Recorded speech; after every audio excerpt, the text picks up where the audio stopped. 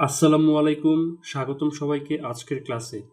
আজকের ক্লাসটি একটি শর্টকাট নির্ভর ক্লাস এবং আজকের ক্লাসের বিষয়টি হলো শতকরা থেকে মান নির্ণয়। অর্থাৎ আমরা কিভাবে মাত্র 5 সেকেন্ডের মধ্যে শতকরা দেওয়া থাকলে শতকরা থেকে মান নির্ণয় করতে পারি, এই বিষয়টি আজকে আমরা শিখতে চলেছি।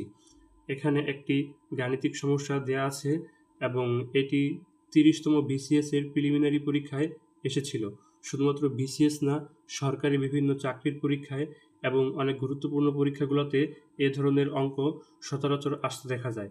তাহলে চলুন আজকের আজকের গাণিতিক সমস্যাটি সমাধান করা যাক। এখানে আমাদের একটি শর্টকাট লেখা আছে।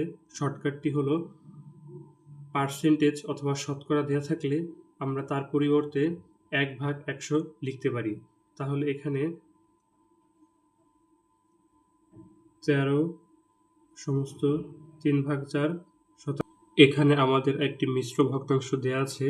এই মিশ্র ভগ্নাংশটিকে প্রথমে আমাদের ভগ্নাংশের সাধারণ রূপে প্রকাশ করতে হবে। তাহলে আমরা হরে 4 আছে, তাহলে 4ই রাখবো। আর এখানে আমাদের যে ভগ্নাংশের যেখানে পূর্ণ অংশটার সাথে হরকে আমাদের 4 দিয়ে গুণ করতে হবে এবং গুণফলের সাথে লব যোগ করতে হবে, অর্থাৎ 3 যোগ করতে হবে। তাহলে আমরা যদি এখানে 13 গুণ 4, 3 4 12, 12 2 হাতে আছে 1, 4 1 4 আর 1 5, 52 আর লবে থাকা 3 যোগ করলে হবে 55।